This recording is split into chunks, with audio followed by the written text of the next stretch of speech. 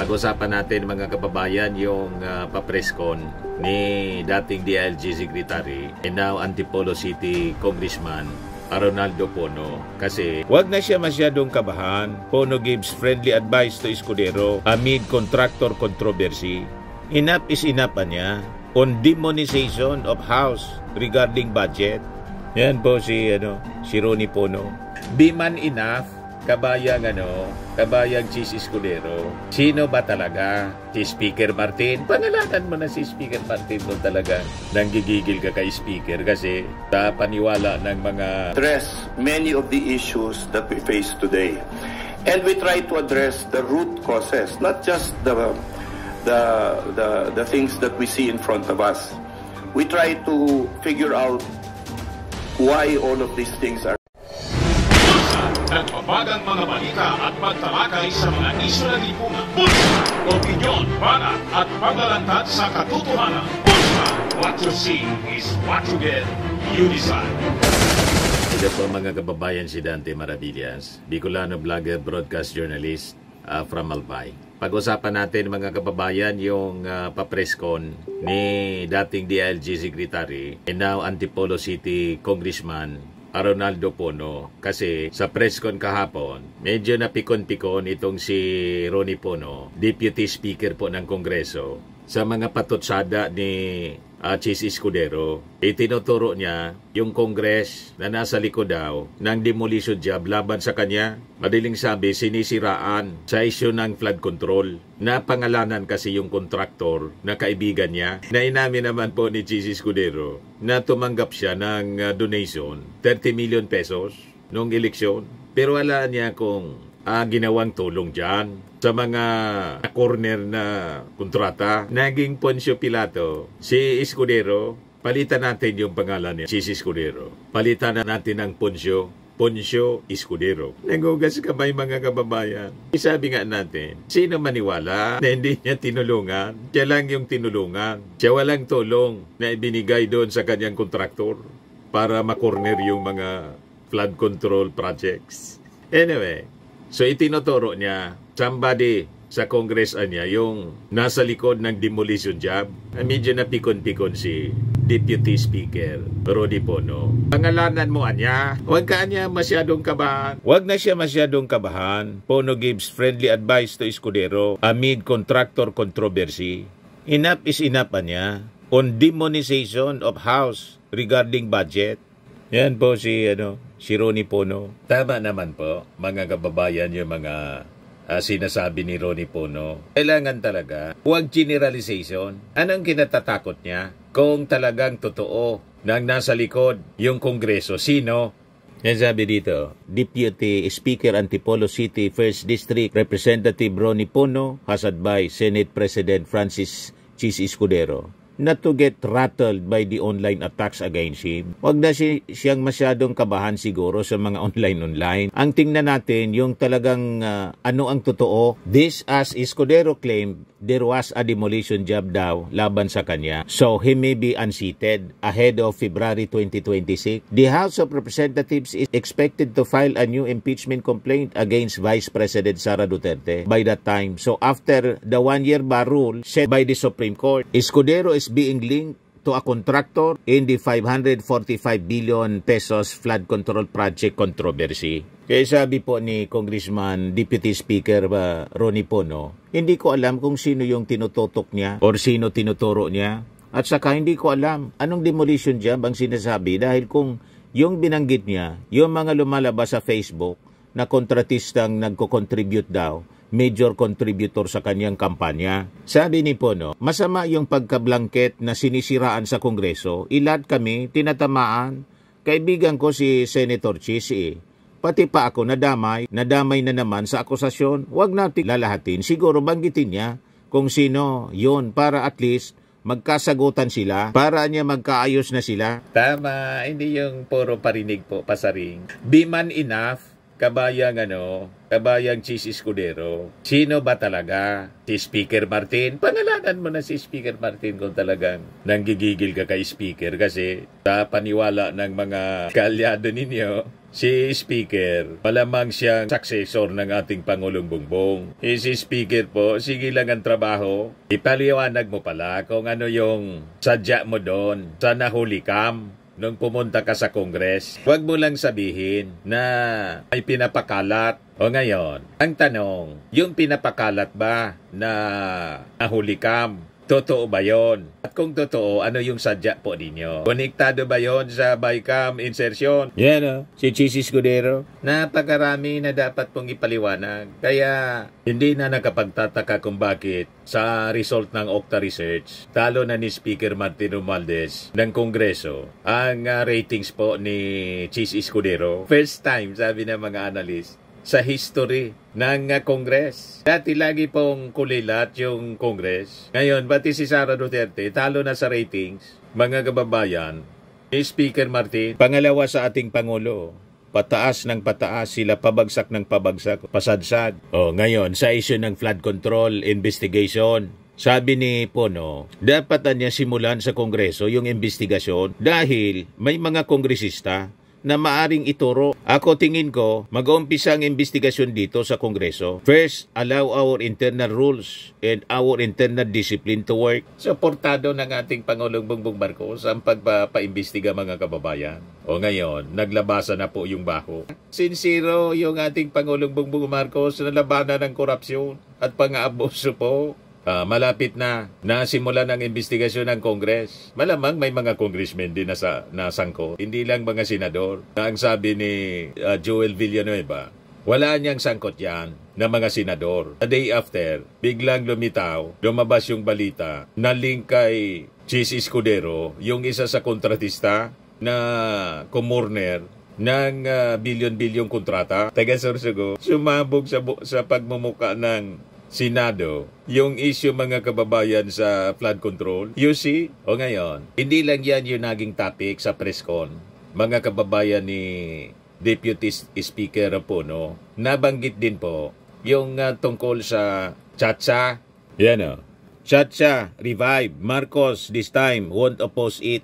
Dapat talaga mag-Chacha na po, mga kababayan, para mag-unicameral na lang po tayo. Balik tayo sa unicameral kasi wala na po, nasira na yung Senado. Sabi ko nga po sa inyo, nung panahon, kagalang-galang yung mga senador natin. Pero ngayon po, kasumpa-sumpa na. Ilan na lang po ang mga matitino. Minority na lang po sa ating mga senador ang matitino. Karamihan po, mga bulok ang ginagawa. Kaya tama ito, isulong ang constitutional or charter change, mga kababayan. At ang sabi dito sa balita, hindi ito haharangin ng ating Pangulong Bongbong Marcos. Yan sabi dito sa balita, President Marcos this time will not oppose calls to amend the 1987 Constitution through a constitutional convention or CONCON, so long as it would help improve and prevent loopholes in the provisions of the charter, sabi po ng Palasyo Malacanang. Ito'y kasunod ng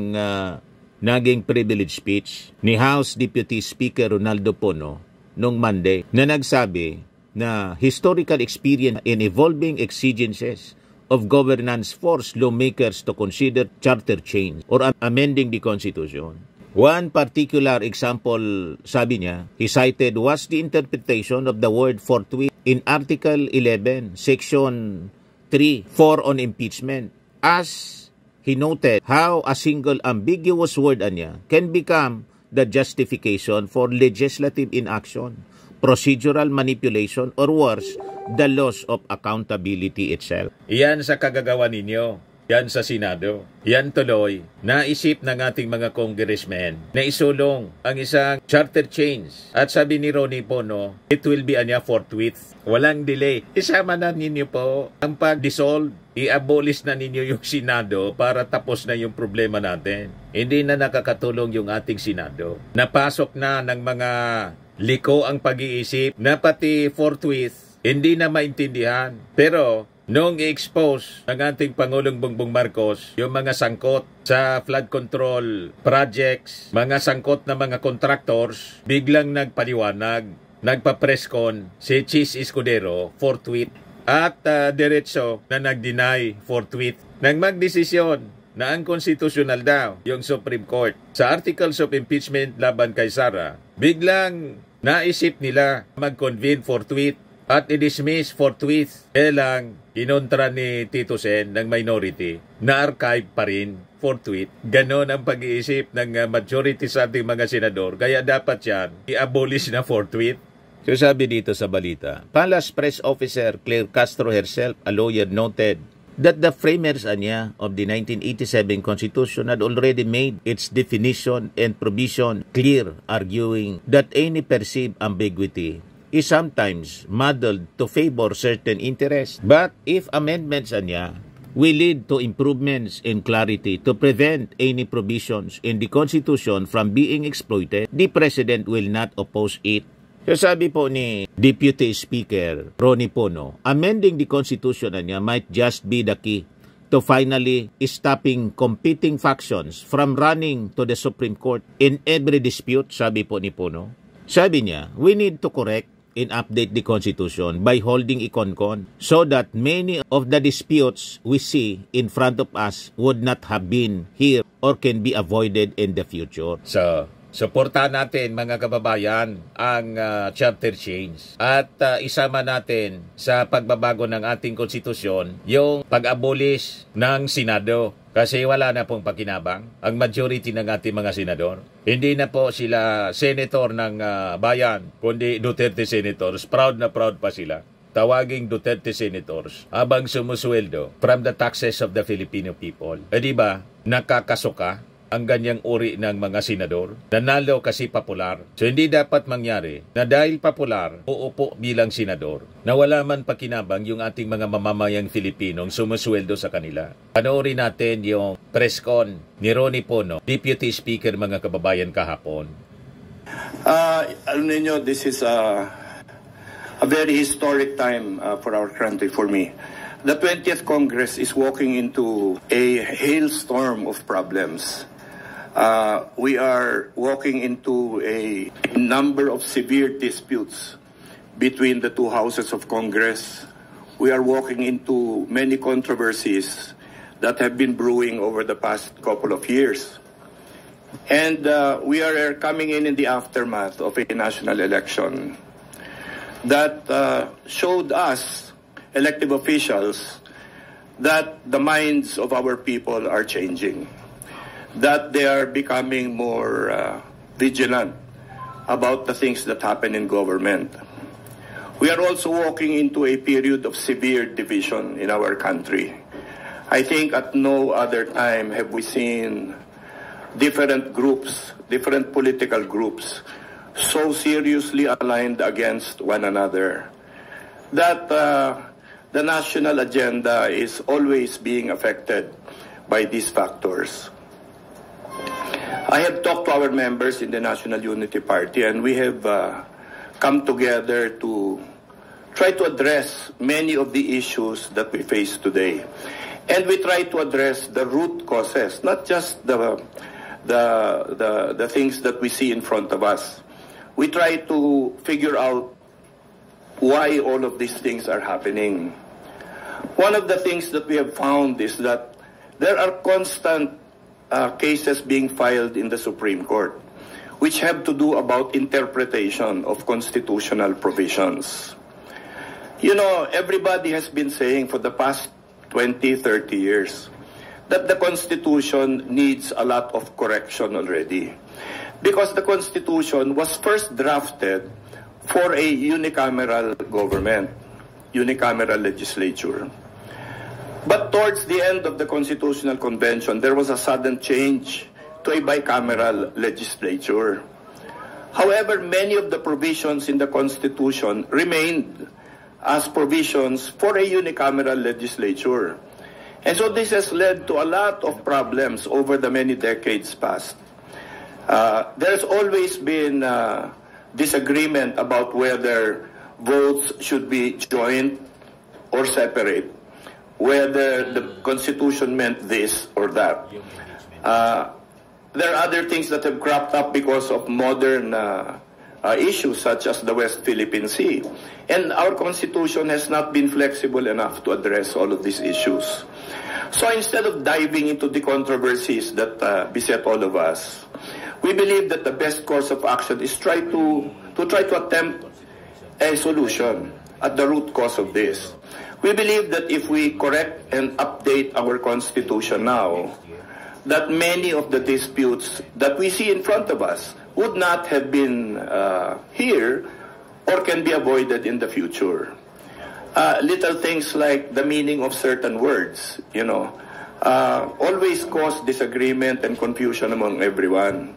So nakakahiya sa ating mga kababayan, ang lagi natin pinag-aawayan ay kung anong ibig sabihin ng isang salita. Siguro naman iisa lang diksyonaryo yung sinusundan natin lahat. Kung bakit napakaraming kahulugan ng isang salita na ating babanggitin, ay hindi nila siguro naiintindihan.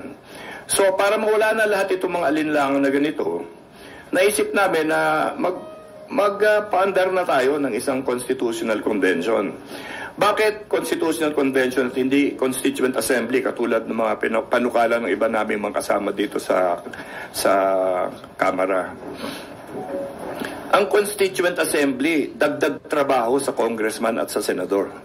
In other words, sa ibabaw ng lahat ng ginagawa naming mga trabaho, nakikita nyo naman, inuumaga yung Congress dito kuminsan, kakatalakay sa mga panukalang nasa harap namin. Kung dadagdagan nyo pa yan ng mga paggamot ng mga problema sa konstitusyon, wala na talagang mangyayari dito. Hindi matatapos yung karamihan na napaka-importanting trabahong gagawin. Sa budget lang, nakikita natin pag may budget deliberations dito, di ba? Lahat tayo dito ay inuumaga.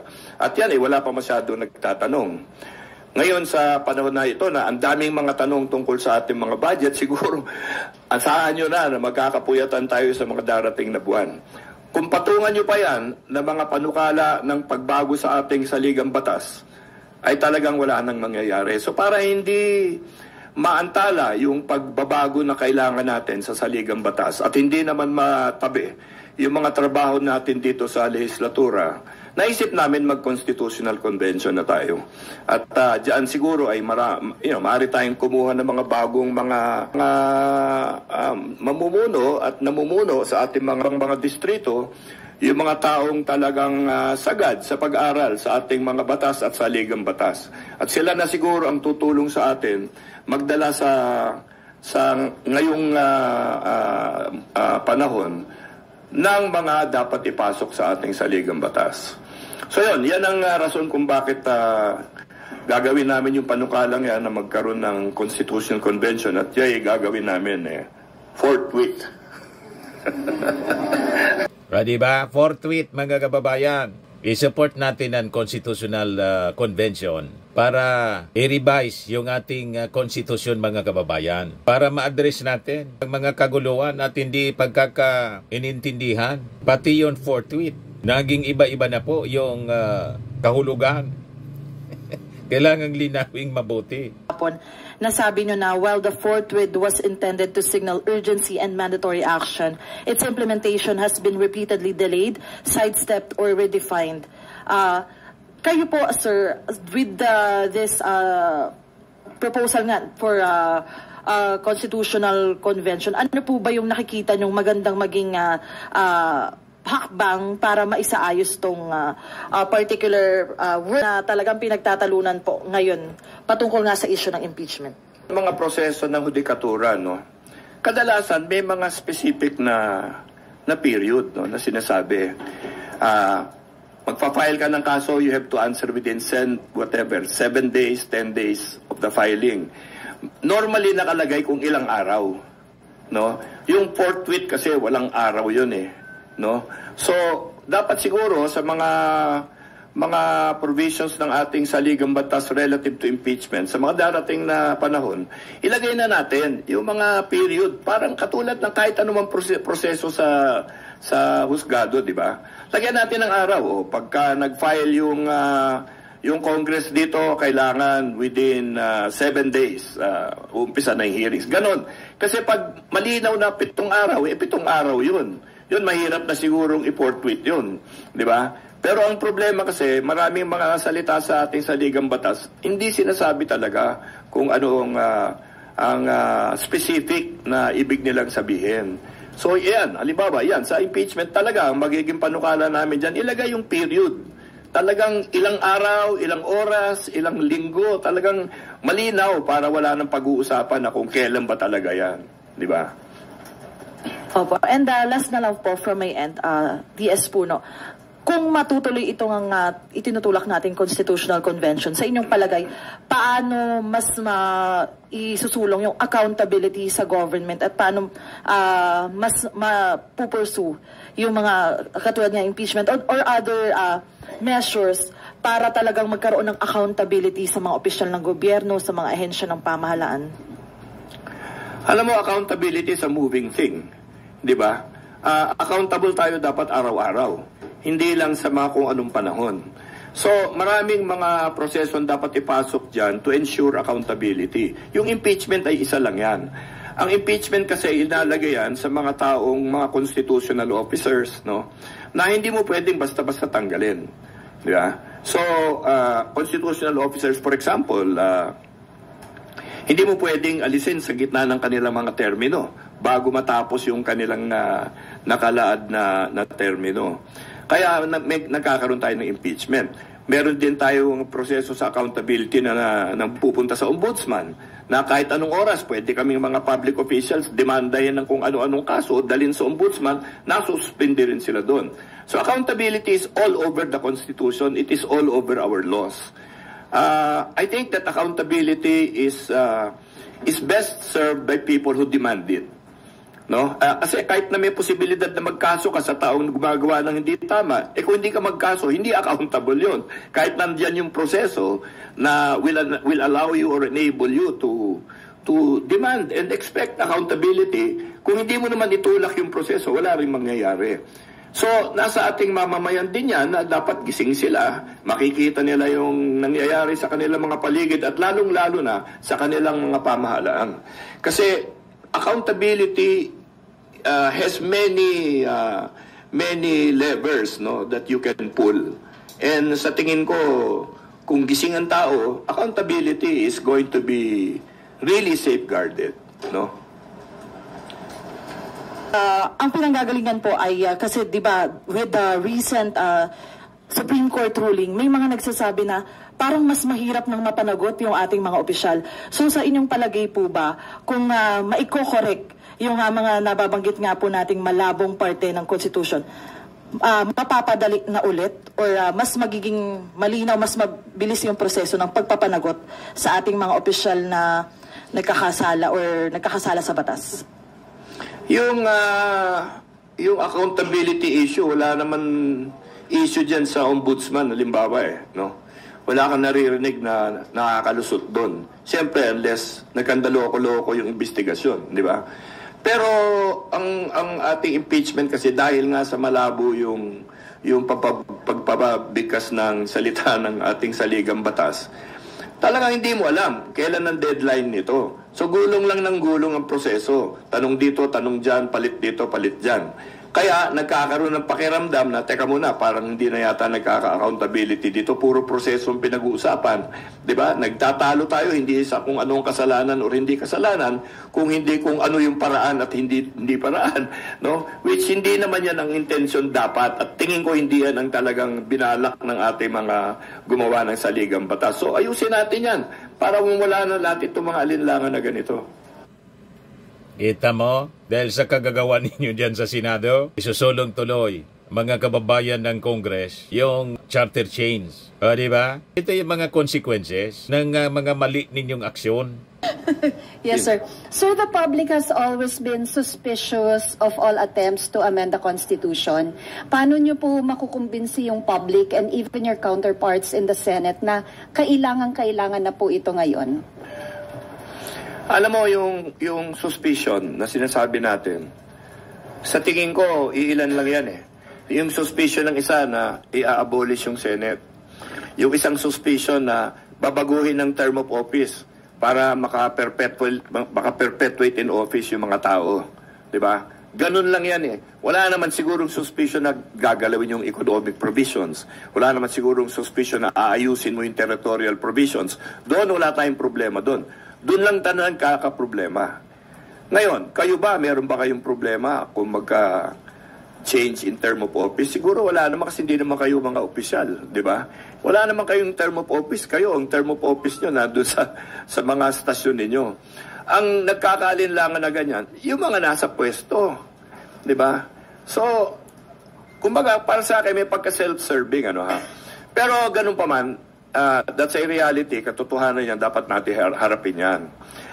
Ako, personal, no, hindi naman ako nag-iisip na dapat gawin natin unicameral. Kasi nandito ako sa bicameral legislature eh.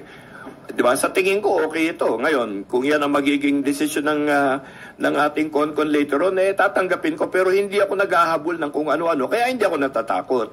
Alam niyo, yung mga term of office, alam mo siguro, hindi naman tayo tatanda hanggang 100 kagaya ni Senator Enrile. So, hindi naman ako nag-iisip na para palawakan yung term of office. Pero ganun pa man, dapat tanggapin natin mga alinlangan yan ng mga tao na kailangan natin pumabor dito sa desisyon natin para sa CONCON. Ang sa akin ganito, pumapasok kami dito, dala namin ang panukala para sa Constitutional Convention. Wala kaming iniisip na specific na amyenda na gustong gawin. Ang proseso na gagamitin natin is, sa tingin ko, dapat katanggap-tanggap sa lahat. Alam niyo yung CONCON, dalawang steps yan eh. Unang-una, kailangan magkaroon ng joint resolution calling for a constitutional convention. Yung joint resolution na yan, kailangan yan is 2/3 vote. So, 2/3 vote dito sa House of Representatives at 2/3 vote sa Senado. Hindi ipagsasama yan, separate voting. Pag natapos na yan, magkakaroon tayo ng batas. Magkakaroon ng bill implementing law para sa Constitutional Convention. Anong ilalagay doon? Ilalagay doon kung ilan ang miyembro ng Constitutional Convention, saan sila kukunin, mga distrito ba yan, mga appointed ba yan, ganon. Ano yung mga magiging order of business ng Constitutional Convention? Di ba ilalagay mo ngayon doon? Sino ang gagawa ng order of business? Paano i-desisyonan lahat ito mga to? Rules of the House, in other words. Gagawa rin nun. So maraming pamamaraan sa tingin ko pagdating natin dun sa paglaad ng batas sa pagtatag ng Constitutional Convention na maaring lagyan ng safeguard para hindi mag-nervyos yung mga senador na ma-abolish sila or mag-nervyos yung gusto magpresidente na magpe-perpetuate in office yung mga ibang nandiyan na sa pwesto. Para mawala na yon kasi sila naman siguro gusto lang naman nila matuloy yung kanilang pagsaserbisyo at paglingkod sa ating mga kababayan, which is okay naman yon. That's a fair motivation to have. Pero kami dito na naglalapit nitong Constitutional Convention, ang iniisip ko, basta ang sa amin, dapat magkaroon ng Constitutional Convention. Ang gusto lang namin ayusin dito, yung mga vagueness, ambiguities, at yung mga hinakalimutan na banggitin dito sa ating saligang batas. Yung mga bagay na pagpapapalit ng form of government, etc., wala kaming planong ganyan at wala kami iniisip na ganyan. I'm sure maraming magkakaisip ng ganyan. Pero kung gusto ng Senado or kung sino man opisyal dito sa House, kahit saan, na limitahin nila yung mga pag-uusapan ng Constitutional Convention, siguro pwedeng pag-isipan yan. Para makagawa tayo ng isang batas, implementing law, pag na-call na yung Constitutional Convention, na makakasiguro ang lahat na yung convention na yan hindi tatalakayin yung mga hindi dapat. Yung mga ayaw ng ating mamamayan na kanilang pag-usapan. So, paano yan? Hindi pa natin alam kasi siyempre dadaan pa yan sa maraming pag-uusap. Pero sa tingin ko may paraan kung paano natin gagawin yan. Doon tayo pupunta. Matapos natin makumbinsi lahat na magpatawag tayo ng Constitutional Convention. Diba? Kung paano at anong gagawin pagkatapos nun, tsaka na lang natin pag-usapan. Ngayon, kung doon sa batas hindi nagkasundo kahit sino, hindi matutuloy yung Constitutional Convention. So para sa akin, unahin natin ito, gumawa muna tayo ng joint resolution to call for a Constitutional Convention, mag-agree sana yung Senado, doon na lang tayo magtalo sa mga proseso na gagamitin pag natuloy na yung Constitutional Convention.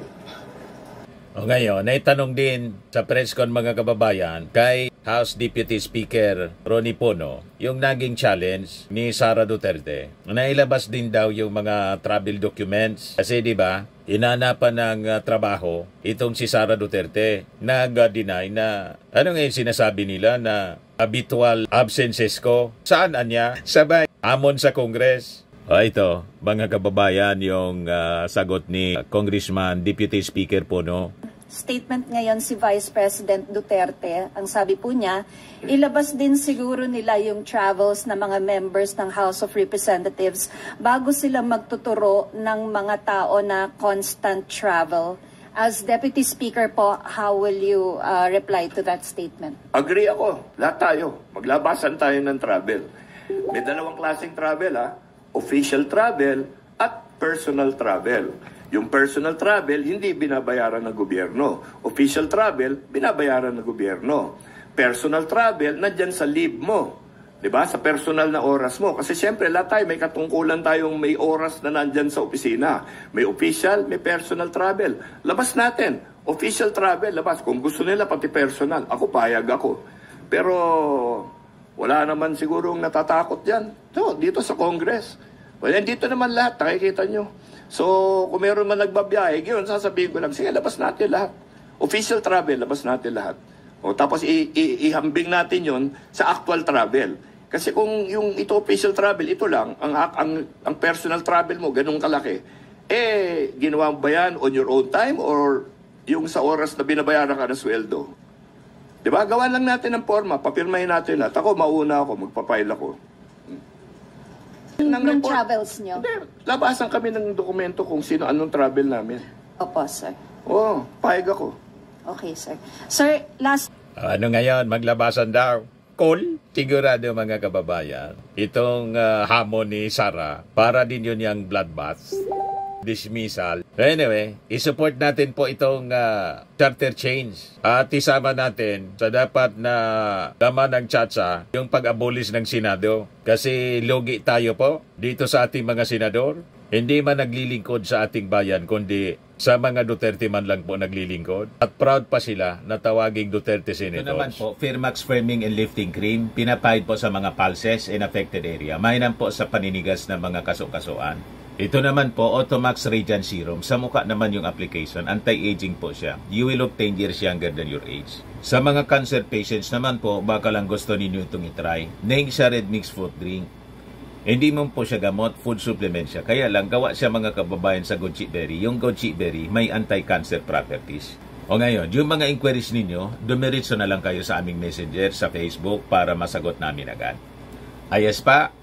Ayos na ayos niya, Mr. Maravilla. But anyway, ito po pala yung aming bagong product na binibenta online. I am worldwide amazing pure organic barley powdered drink mix from Australia. Negosyo to ng aking anak na architect entrepreneur Riz Maravillas. Ayan po. Kontakin na lang po ninyo siya, Riz Maravillas on Facebook. Ang mga health benefits niya, boost immunity, improves digestion, enhance energy levels, packed with antioxidants, prevent cancer. Sa mga nagana po ng malinis and spacious fitness gym, pumunta lang po kayo sa aming Colossal Fitness Gym. May Grab car rental din po kami. Ito naman po yung bago naming product na binibenta online. Eye Glow Serum, whitening po siya. Tingnan ninyo yung epekto sa aking anak na architect before and now. Yung mga inquiries po ninyo, dumiretso na lang kayo sa kanyang Facebook account, Riz Maravillas.